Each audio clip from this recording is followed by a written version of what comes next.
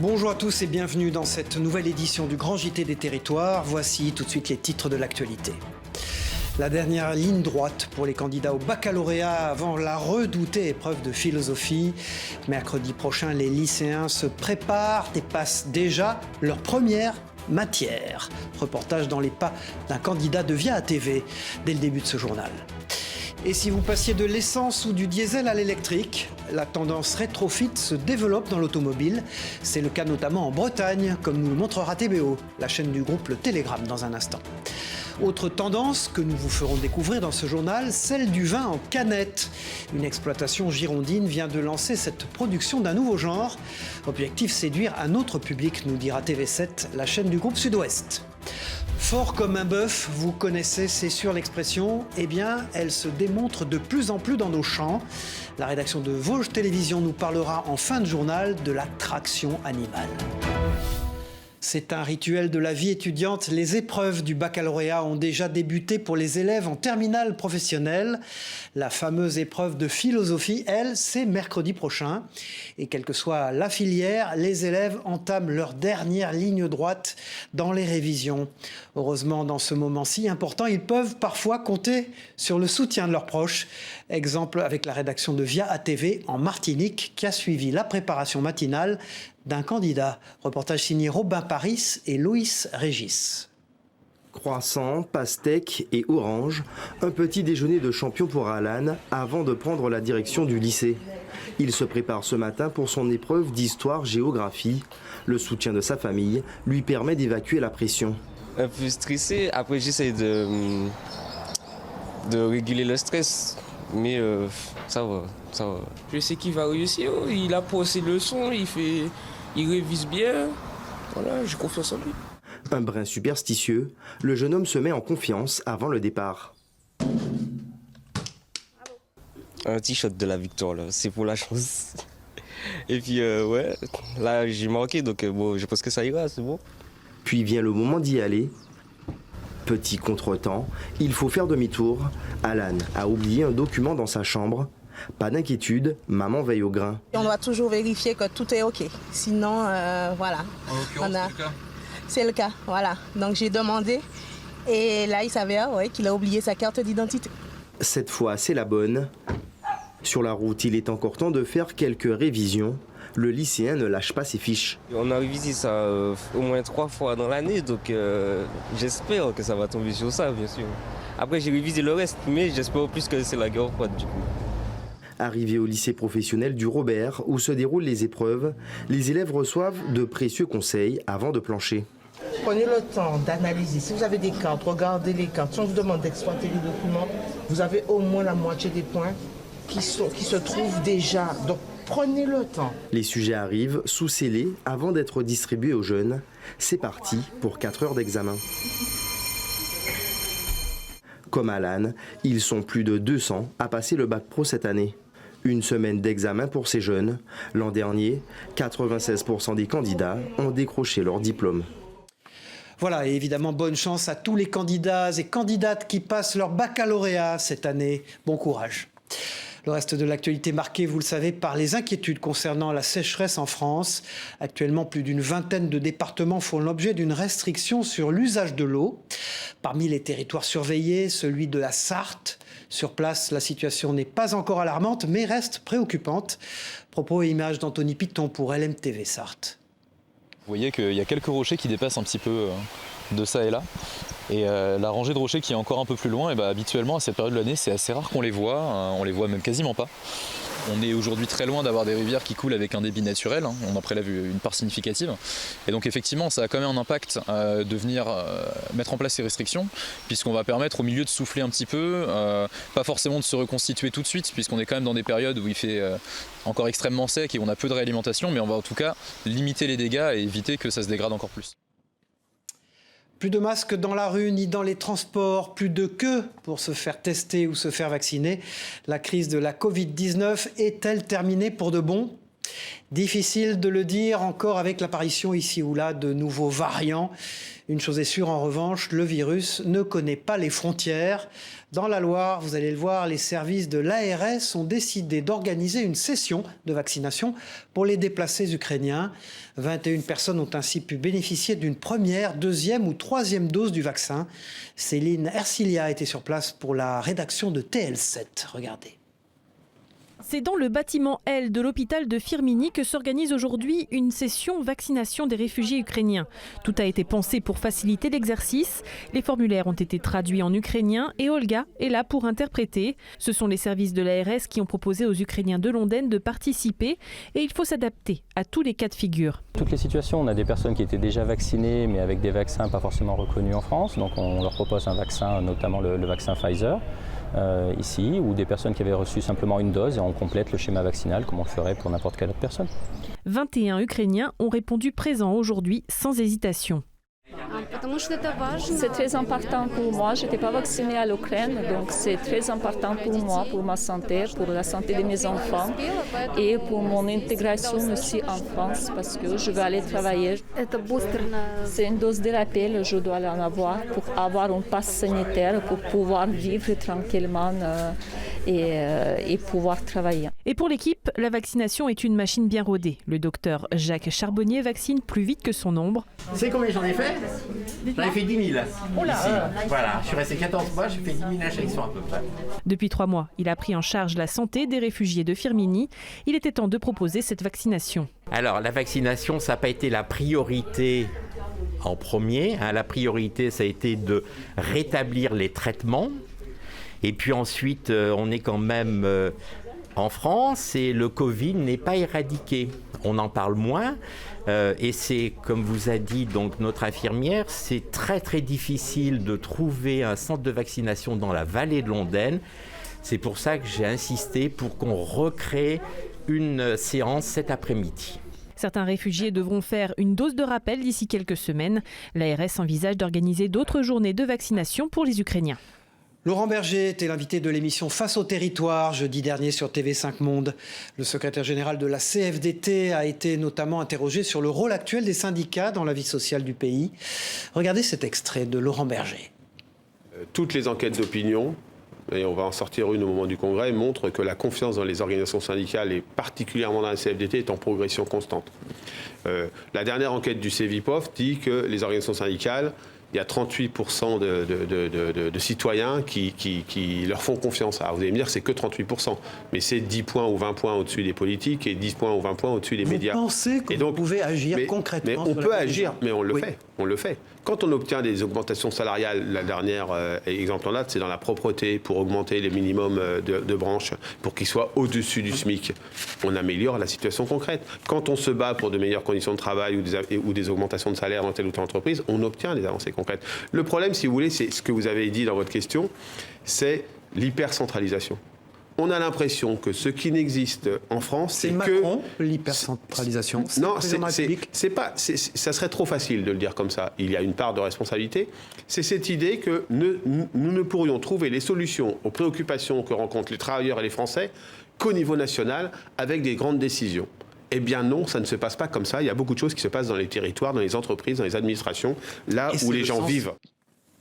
Voilà, et Face au territoire avec Laurent Berger est à voir ou revoir sur les sites internet de nos partenaires.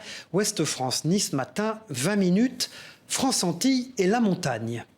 Tout à fait autre chose, une inflation élevée et des chiffres du chômage qui continuent de baisser. L'économie française se trouve actuellement dans une situation peu commune. Parmi les secteurs qui recrutent, celui de la porcelaine. À Limoges, ville par excellence de la porcelaine, une entreprise recherche en ce moment 10 nouveaux salariés. Un sujet d'Alain Druot pour la chaîne 7 à Limoges. Une pyramide des âges qui a accéléré le renouvellement du personnel, une méconnaissance des métiers de l'industrie porcelainière. Et voici les manufactures en panne de candidats. Haviland n'échappe pas au phénomène et recrute immédiatement 10 personnes, dont 6 au décor. Nous sommes à la recherche de nombreux profils, en particulier des profils de décalqueurs, décalqueuses. Donc ce sont les personnes que vous voyez ici dans cet atelier qui déposent les chromos sur les produits, sur les assiettes, sur les tasses, sur les pièces de forme, qui ensuite passent à la cuisson pour donner toute sa splendeur à la pièce. Des formations existent, mais l'entreprise prend aussi le pari de recruter des néophytes et de les former. La formation n'a pas forcément été aussi intense qu'elle aurait dû pour maintenir ses savoir-faire. Elle existe, fort heureusement, mais elle n'est pas suffisante aujourd'hui devant la nécessité de recrutement important. En 10 ans, les conditions de travail ont évolué pour redonner de l'attractivité au métier. Nous sommes sur des salaires qui sont sur 13 mois. Haviland a une organisation qui permet aux gens, notamment à la décalque, de ne travailler que 4 jours et demi par semaine. À la manufacture, sur la partie fabrication, les gens travaillent 4 jours par semaine. La société est en plein renouveau. Les candidats doivent contacter directement la manufacture pour une embauche dans les meilleurs délais. Connaissez-vous la tendance rétrofit? Il ne s'agit pas de musique ou de mode, mais d'une pratique automobile. En clair, le rétrofit consiste à remplacer le moteur thermique d'une voiture par des batteries électriques. Une solution de plus en plus prisée en France avec la flambée des prix de l'essence. Une solution aussi qui pourrait s'imposer avec la transition énergétique. Un reportage en Bretagne de TBO, la chaîne du groupe Le Télégramme sur place. Cet utilitaire a plus de 10 ans et fonctionne sans bruit et pour cause, il est électrique. Idem pour cette 504 coupé de 1970. Des véhicules thermiques anciens qui n'ont plus de moteur essence, mais des batteries sous le capot. C'est le rétrofit. Le rétrofit avait été interdit depuis 1954 donc d'être faisable en France, avec un accord constructeur qu'il fallait pour pouvoir changer une motorisation. Et c'est ce que nous avons cassé en créant la filière du rétrofit électrique et en créant une réglementation avec le ministère des Transports, de l'écologie et tous les services d'homologation. La société qui installe ces moteurs électriques fait un tour de France pour convaincre des bénéfices du rétrofit. Le rétrofit séduit cette famille, prêt à en faire une activité professionnelle. Ça permet dans un premier temps d'éventuellement continuer à faire rouler des véhicules anciens qui donc ont des vieilles technologies et qui, à cause des nouveaux critères d'entrée en ville, n'ont plus le droit de rouler. Et donc ça peut éventuellement éviter de les laisser prendre la poussière dans un entrepôt. Autre avantage du rétrofit, son coût par rapport à l'achat d'un véhicule neuf, électrique, ce qui a séduit la banque partenaire du Tour. Le rétrofit présente le grand avantage d'être moins onéreux que l'achat d'un véhicule neuf, à peu près la moitié. Et donc ça permettra à des populations qui ont des moyens plus limités d'accéder à un transport propre avec une solution de financement adaptée. Selon l'ADEME, le rétrofit représente un marché français potentiel d'1 milliard d'euros pour convertir 65 000 véhicules thermiques en véhicules électriques dans les 5 prochaines années.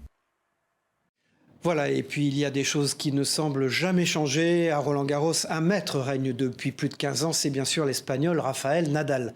Mais au-delà des exploits sportifs, le tournoi parisien est aussi connu pour sa terre battue. Cette fascinante couche orange est produite dans l'Oise à partir de briques.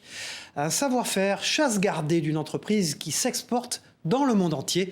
Un reportage d'Agathe Poulet pour WEO TV, la chaîne de la Voix du Nord. Regardez. On fait comme ça. Et après, elle doit marquer comme ça. Cette terre orange est l'un des symboles emblématiques de Roland-Garros. Dans cette entreprise, Christophe produit 60 tonnes de terre battue pour ce grand tournoi. Chaque année, cette usine picarde produit 2000 tonnes de terre battue à partir de briques venant du Nord.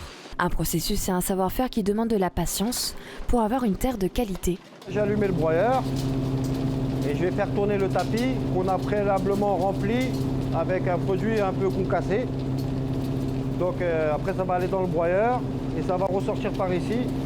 C'est tout un procédé, ça part de la brique, on broie au broyeur. Il y a un dosage, il y a un mélange à faire, ça reste que de la brique. Il y a aussi un taux d'humidité à respecter qui est très important, que ce soit au niveau du broyage ou au niveau du conditionnement. Fournisseur historique de Roland-Garros, c'est une grande fierté pour cet employé de fabriquer cette terre battue sur laquelle les joueurs internationaux s'affrontent. C'est un aboutissement du travail qu'on fournit dans l'usine pour en arriver à ce résultat et qu'on voit des très grands joueurs jouer sur cette terre. Ça fait super plaisir. Cette fine couche de briques pilées made in Hauts-de-France est importée à travers le monde entier, comme en Chine ou au Brésil. Il est l'une des personnalités préférées des Français. Son travail, son humour et ses compétences font rêver petits et grands.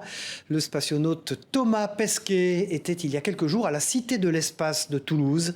L'occasion pour lui de rencontrer un public passionné et curieux quant à ses missions dans l'espace. Regardez ce reportage de Jean-Marc Lucas pour Via Occitanie. Thomas Pesquet, le Toulousain d'adoption, le spationaute chéri, était devant son public à la Cité de l'Espace.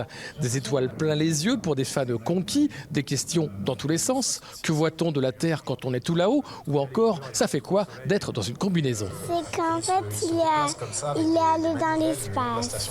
Tout ce qu'il fait dans l'espace, tous les tests et tout le tralala. Comment il flotte, la pesanteur. Moi, je suis une gamine quand je l'entends parler, donc je trouve que pour les enfants, c'est génial. Il est câblé pour être un grand spationaute et ça fait rêver, quoi, forcément, parce qu'effectivement, on ne fera jamais ce qu'il a fait dans sa vie, quoi. Et puis parfois, face à son héros, on se montre humble. Est-ce que tu as envie d'être plus tard spationaute aussi? Un métier qui touche à l'espace, mais peut-être pas astronaute. Pourquoi? Je sais pas. Je trouve que ça fait un peu beaucoup. C'est l'entraînement. L'astronaute, c'est un peu être à l'école toute sa vie. Thomas Pesquet, après ses missions ISS, devient le nouveau Tintin avec pour objectif la Lune. Comment intéresser les plus jeunes à la littérature? La problématique n'est pas nouvelle et préoccupe les adultes à l'heure des consoles et des smartphones. Pour donner le goût de la lecture aux jeunes générations, la ville de Calvi en Corse vient d'organiser un salon du livre dédié à la jeunesse, uniquement à elle. Cet auteur et illustrateur locaux étaient notamment présents. Images et interviews réalisées par Benjamin Canac-Manuvera pour Via Télé Paésé sur l'île de Beauté. Nous, notre propos, c'est de développer cet amour de la littérature, dans la mesure aussi où non seulement c'est la littérature plaisir, mais c'est aussi le goût des mots, le goût de la réflexion, et à l'arrivée, je dirais, la constitution d'un citoyen engagé dans la société. Voilà, direction l'Aube à présent dans cette édition pour découvrir un bel élan de solidarité. Louis, un petit garçon de 2 ans atteint d'une maladie rare, passera un été plus agréable grâce à la générosité de donateurs. Sa maman, que vous voyez sur ces images de nos partenaires de l'Est Éclair, a lancé fin avril une cagnotte pour équiper la maison d'une climatisation. Bilan presque 8 000 € récoltés en 2 mois, bien plus qu'imaginé au départ. Propos recueillis par Willy Billiard. Regardez. Louis est habillé en fait en pantalon et en t-shirt manche longue toute l'année pour le protéger de son environnement, pour pas qu'il se cogne, qu'il s'écorche, etc.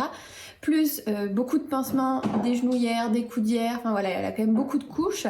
Donc ce qui fait qu'il souffre déjà premièrement de la chaleur due à être trop habillé. C'est un été beaucoup plus serein, la tranquillité d'esprit, de se dire voilà le soir on n'est plus obligé de tout aérer et encore quand il fait vraiment très chaud on n'a pas beaucoup d'air, donc on met la clim, on est tranquille, Louis est au frais. La maladie sera moins pesante on va dire du coup cet été.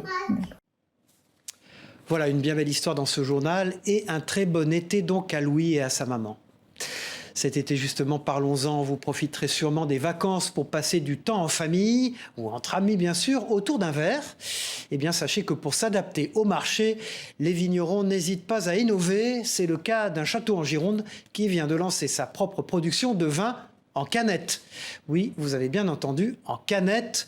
Logo, nom et emballage compris, tout a été pensé pour séduire un nouveau public dont vous ferez peut-être partie. Découverte sur place d'Yvan Branchy, journaliste pour TV7, la chaîne du groupe Sud-Ouest. À l'œil nu, 2 vins parfaitement identiques, mais à un détail près, leur conditionnement d'origine. L'un provient d'une bouteille en verre, le second d'une canette en aluminium. C'est le fruit d'une idée plutôt saugrenue qui a longtemps germé dans la tête de Sébastien Furth, la 6e génération de la famille à reprendre ce domaine. Ça a été pendant le premier confinement. Comme beaucoup, il y a eu une énorme remise en question. Donc on s'est dit, qu'est-ce qu'on fait de tout ce vin qu'on a dans les chais que plus personne ne veut quasiment. Donc l'idée est venue de là, le Bordeaux bashing, la mauvaise image des vins de Bordeaux, donc on a créé une nouvelle gamme de vins. Un vin monocépage en blanc, rouge et rosé, lancé en 2020, d'abord dans une bouteille type bourguignonne, et plus récemment dans une canette en aluminium, afin de s'adapter au marché actuel et d'initier une clientèle un peu moins expérimentée. Là, on a préféré partir sur un personnage un peu type hipster, des choses comme ça, ambiance un peu guinguette, montrer vraiment le côté un peu festif du vin. Et donc c'est pour ça que c'était vraiment un choix de notre part de ne pas mettre le nom de domaine. C'est un nom plus original, Gentleman Vigneron, pour marquer le changement de gamme et casser les codes de la bouteille traditionnelle. Des canettes produites sur place, mais qui en aucun cas ne prendront la place de leur grande sœur. Comme on a 20 hectares de vignes, on fait à peu près entre 120 et 150 000 bouteilles par an. Voilà, sachant que ça fait à peu près 1000 hectolitres de vin. Là, sur la canette, si on a fait 25 hectolitres de canettes, c'est tout. Donc voilà, c'est un petit pourcentage par rapport à ce que l'on produit habituellement. Soit 8000 canettes produites, chacune vendue environ 3,50 €. Un prix d'appel, car l'objectif à long terme est d'installer la canette comme une véritable alternative à la bouteille en verre. Et que ce soit en canette ou en bouteille ou en cuve même, profiter d'un verre de vin dépend aussi du lieu de dégustation. En Bretagne, une cave à vin en vrac vient de s'installer dans un monastère, oui, un espace atypique et apaisant comme a pu le constater Claire Villalon de la rédaction de TVR à Rennes. C'est un écrin de verdure en plein centre-ville de Vitré. Le monastère Saint-Nicolas est pourtant resté longtemps confidentiel. Mais depuis 2 mois, la mairie, nouvelle locataire des lieux, a décidé de proposer cet espace à des porteurs de projets. C'est avant tout du temporaire pour occuper le site pendant toutes les réflexions autour de la transformation future. Mais l'idée de la ville de Vitré, c'est de conserver quelques volumes, et notamment ceux qui aujourd'hui sont affectés aux différentes activités présentes. 4 projets ont pris place, les ateliers de teinture végétale Tinctoria, la troupe de théâtre La Canopée, l'association Tous au Verger et Cavrac, une cave-bar qui propose du vin en vrac. Donc voici nos 2 belles cuves en inox dans lesquelles on retrouve notre vin. Donc on a du vin de Pays de Loire parce qu'en fait on n'avait pas envie d'aller chercher nos vins trop loin, toujours pour une conscience un peu écolo. Donc on a du chardonnay et un Anjou rouge qui font partie de la viticulture raisonnée. Et donc en fait ce sont des cuves qui sont sous azote pour la conservation du vin, pour pas qu'il s'oxyde.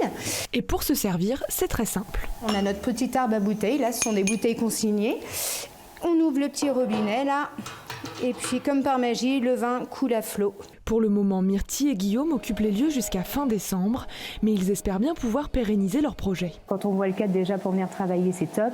Et puis c'est surtout aussi les échos des Vitréens qu'on a, qui déjà nous disent qu'ils n'ont pas envie qu'on bouge et que le lieu est super. Donc ouais, bien sûr, on aimerait rester ici. Réponse en fin 2022 pour connaître l'avenir des lieux. En attendant, le monastère Saint-Nicolas vous accueille du mardi au dimanche et sera ouvert tout l'été. Voilà, et puis une pratique traditionnelle pour refermer ce journal, l'attraction animale. Elle revient au goût du jour dans nos campagnes, portée par une approche plus respectueuse de l'environnement. Des agriculteurs utilisent la force des animaux pour labourer les champs. Exemple dans les Vosges où les bœufs étaient à l'honneur il y a quelques jours. Fort comme un bœuf, on disait cela, un sujet de Marie-Danielle Rogovitz et d'Anne Didier pour Vosges Télévisions. C'était comme un retour dans le passé, une carte postale des pratiques agricoles d'autrefois. Et pourtant, l'attraction animale n'a pas disparu en France. Dans le village du Valtin, ce sont les bœufs qui étaient à l'honneur. Philippe Kuhlmann, fermier alsacien, forme régulièrement de futurs bouviers. Ceux qui doivent prendre la relève, c'est sûr qu'on n'ira pas du jour au lendemain et on ne va pas retourner vers tout le travail fait avec des animaux. Mais il y a quand même une agriculture à 2 vitesses qui s'installe et de plus en plus de personnes qui essayent de tendre vers l'autonomie alimentaire. Pauline, ostéopathe, elle souhaitait juste en apprendre un peu plus sur les animaux. Le guidage des bœufs attelés exige une attention maximum et de la confiance en soi pour ne pas se laisser dépasser par la force des bovins. Moi, j'ai plus l'habitude de travailler avec les chevaux, donc c'est quelque chose qui est pas évident, mais je pense que c'est simplement une question d'habitude. On voit qu'ils ont de la force et qu'ils poussent. Un petit peu, oui. En même temps, ils ont un outil qui leur demande d'avoir beaucoup de force dans la tête, donc c'est assez puissant, il faut quand même faire attention. Ils ont une force colossale. Si on fait une erreur, qu'on se trouve en débardage, si on n'évite pas et s'ils sont en pleine traction, si tu te trouves devant un arbre et qu'ils viennent avec le joug, t'es ad patres, quoi, ça c'est sûr. Tu vas aussi au ciel ou en enfer, ad patres. Des travaux des champs qui ont fait le bonheur du public pour certains acteurs d'un jour. C'est plus naturel parce que les tracteurs, ça consomme beaucoup d'essence. Tu saurais les arrêter ? Non, ça a beaucoup trop de force. Le village du Valtin pourrait l'an prochain accueillir la rencontre nationale des bouviers de France. Voilà, c'est la fin de ce grand JT des territoires. Merci d'avoir suivi cette édition. On se retrouve très vite pour une prochaine édition. Au revoir à tous.